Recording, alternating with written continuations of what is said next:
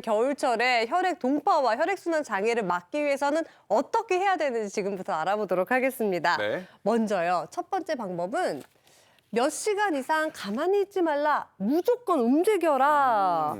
정답 뭘까요? 몇 시간일까? 교수님들이 항상 자주자주 움직여주고 이렇게 가만히 있지 말라고 강조하셨거든요. 근데 단위가 시간이에요. 그러니까 가장 적은 1시간이 1시간 아닐까요?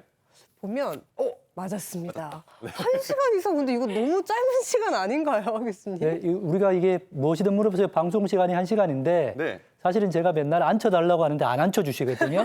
그 이유가 1시간 이상 앉으면 문제가 생길 가능성이 많습니다. 아. 우리 몸의 혈관은 12만 킬로미터, 엄청 긴데 거기가 서서히 피가 흐르게 되니까 움직이지 않으면 혈류가 더 천천히 흐르다 보면 찌꺼기도 쌓이고 혈전도 쌓이고 하기 때문에요.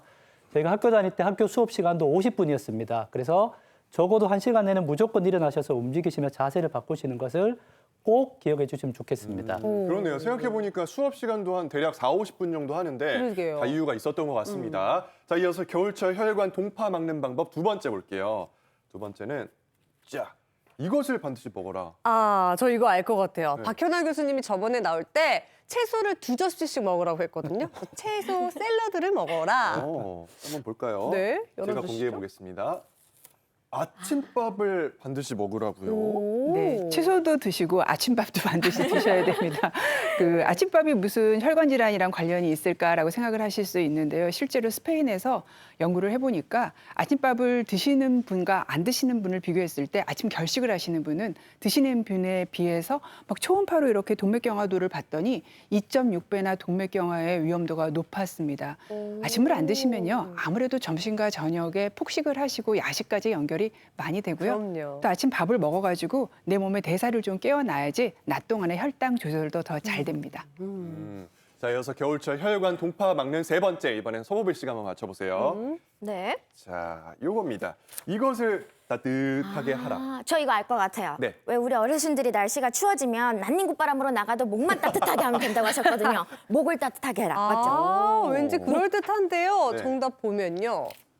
하체를 따뜻하게 하라? 보통 네. 하체는 시원하게 하는 거라고 생각을 했는데 어떤 관련이 있는 거예요? 네, 교수님? 혹시 두한 조결이라고 잘 아시죠? 네, 이 하체를 따뜻하게 하면 하체 자체가 차서 생기는 뭐 생리불순이라든지 냉증이라든지 정맥류라든지 이런 것들 개선이 되어지고요. 또 이제 상체에 열이 몰려서 생기는 두통이나 목 통증, 탈모, 스트레스 이런 것을 완화시키는 데 매우 도움이 됩니다. 그래서 이게 이제 자주 그 상체로 위로 이제 열이 몰리시는 분들은 아래쪽에 따뜻하게 해주셔서 혈액순환을 아래쪽으로 그 원활하게 시켜주셔야 되는데 그때 제일 좋은 것이 바로 반신욕과 족욕입니다. 그래서 위쪽으로 이제 열이 몰리는 것을 방지해주기 위해서 반신욕을 하실 때는 배꼽 아래, 그리고 족욕을 하실 때는 복숭아뼈 아시죠? 내가 외가 한 15cm 위 정도까지만 따뜻하게 해주시면 되고요. 40도 정도의 온도로 그 20-30분 정도로만 시행하시면 좋습니다. 만약에 이게 이제 힘드시다 그런 분들은 수면 양말 이걸 잘 활용하시면 좋겠습니다. 네. 제가 어디서 남자는 하체를 차갑게 해라 이렇게 들었는데 그건 이제 상황에 따라서 번갈아 가면서 해주면 되겠네요. 네. 네, 좋습니다. 자, 이어서 겨울철 혈관 동파를 막는 마지막 방법입니다. 네. 자, 이거면 그 즉시 풀어라. 아, 이거 제가 알 것 같네요. 네. 부부싸움이에요. 어. 부부싸움을 하면 하루 종일 스트레스가 쌓이고 이게 만병의 근원이거든요. 부부싸움. 저는 이제 밥 먹으면 허리띠를 그 즉시 풀어라. 좀 이렇게 편안하게 소화가 잘 되는데. 이것도 맞는 것 같네. 정답을 한번 공개해 볼까요? 네. 네. 뭉치고 결리면 그 즉시 풀어라. 오. 혈관 동파니까요. 우리 겨울철 되면 이제 추우면 체온을 유지하기 위해서 몸을 웅크리게 되죠. 그러면 관절이나 인대나 근육이나 뭐 이런 것들이 혈관까지도 다 이렇게 수축이 일어나게 됩니다. 그렇게 되면 관절이 압박이 일어나고 근육이 뭉치게 되고 또 순환이 안 되게 되니까 차고 저리고 아프게 되거든요. 그래서 이제 아까도 따뜻하게 해주라고 이렇게 말씀을 드렸는데요. 그렇게 이제 불리게 되면 이제 통증이 막 생기기 때문에 뭉치는 곳을 격시 풀어주기 위해서는 이게 자꾸 움직여 주셔야 되고요. 그리고 만져 주셔야 돼요. 그래서 춥다고 가만 계시지 마시고요. 아까 1시간 말씀하셨는데 수시로 일어나서 자꾸 움직여서 풀어주시고 뭉친 데도 풀어주시고 하셔야 됩니다. 네. 자, 이 네 가지의 방법과 함께 운동을 해주면 더 좋겠죠. 그래서 혈액순환에 도움이 되는 운동을 노건우 트레이너 모시고 함께 배워보도록 하겠습니다. 앞으로 모실게요. 자, 저와 어떻게- 소호배 씨도 함께 하겠습니다. 어떻게 움직여야 되는지 좀 말씀드릴게요. 네. 네, 대부분이 이렇게 방금 교수님께서 말씀하신 것처럼 꾸부정하게 있으면 이 한쪽 근육만 계속 사용돼요. 그래서 이렇게 가슴을 일단 활짝 펴는 게 좋습니다. 자, 그러면서 반대로 약해져 있는 근육이 있어요. 등 근육이죠. 등 근육을 이렇게 손을 뒤로 하면서 꽉 조여주는 거예요. 오, 오. 그렇죠. 쫙 펴지네요. 그렇죠. 네. 벌써 앞에는 시원하고 뒤에는 꽉 조여지는 상태. 네. 이 상태에서 하체가 또 중요합니다. 하체 따뜻하게 해야 되죠. 그쵸. 네. 허벅지를 딱 붙이세요.